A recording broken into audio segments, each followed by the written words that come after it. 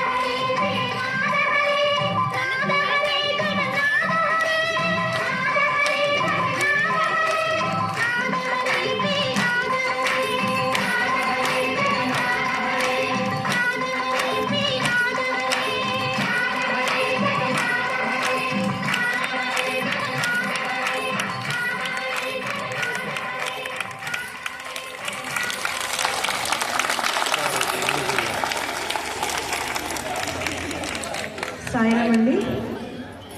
మన జీవితంలో చేసే కర్మలకి